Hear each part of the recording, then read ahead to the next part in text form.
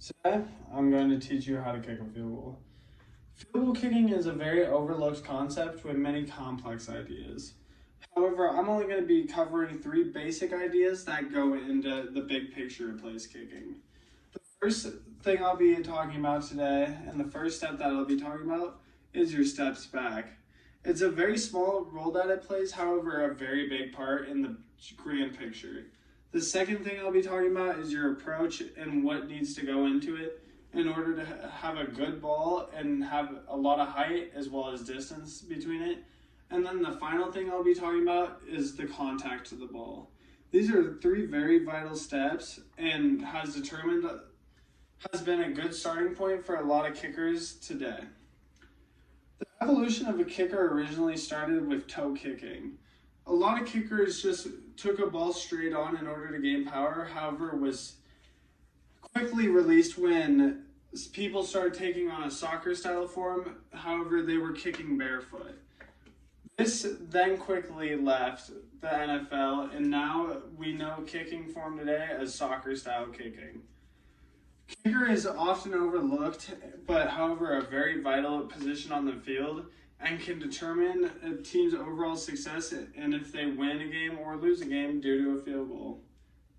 So I've had 6 years of experience on top of overall having 13 years of playing football, and kicking has taught me a lot and the importance of what it has on a team.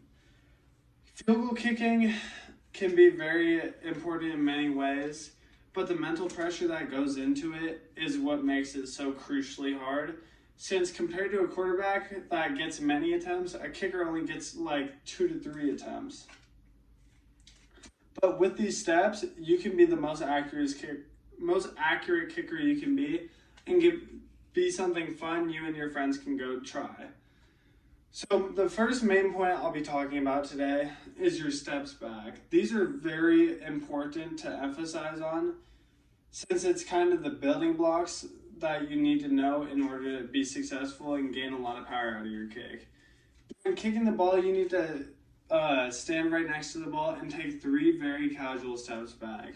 You don't need to overthink about it by taking too far or too short of steps, because the overall result of the ball will probably be a miss.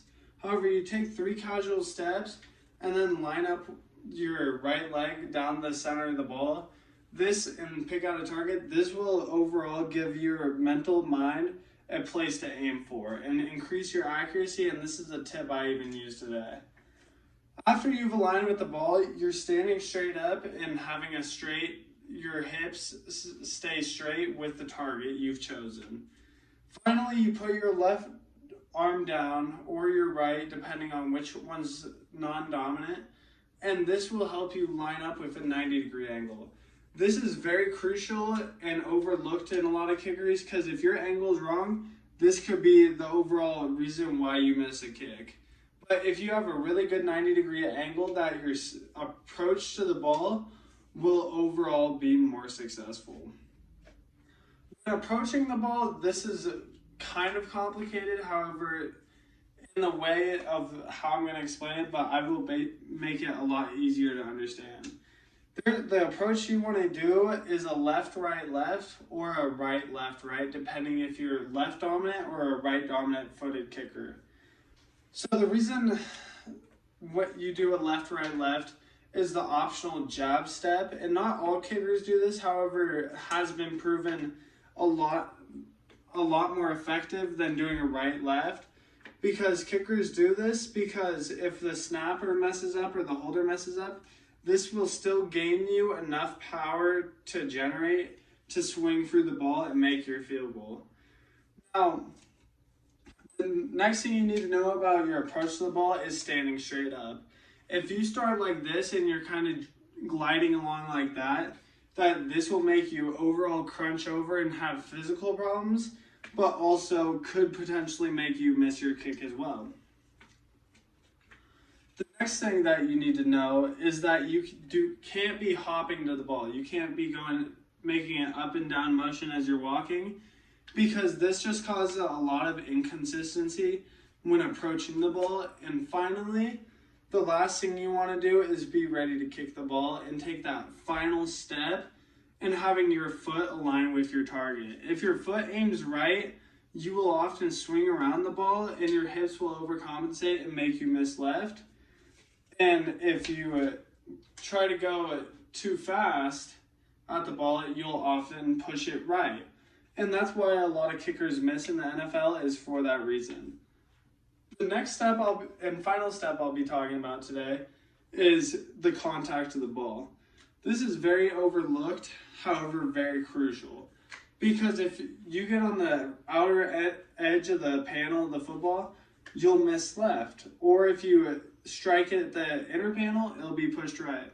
You usually want to aim for the sweet spot that's about a third of the way up on the football.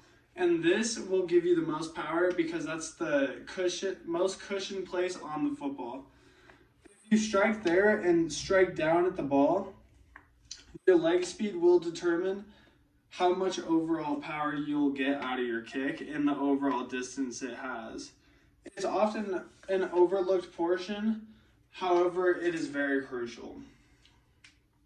The 3 steps I talked about today was your steps back, your steps to the side, your approach to the ball, and finally your contact with the ball. As long as you've taken it seriously and are very precise in what I taught you, your overall success on the field, next time you kick or see someone kick, you'll be able to better understand and identify what you could potentially be doing wrong and start progressing overall as a kicker. I really hope you enjoyed this presentation and hope that you learned a thing or two. And yeah, thank you.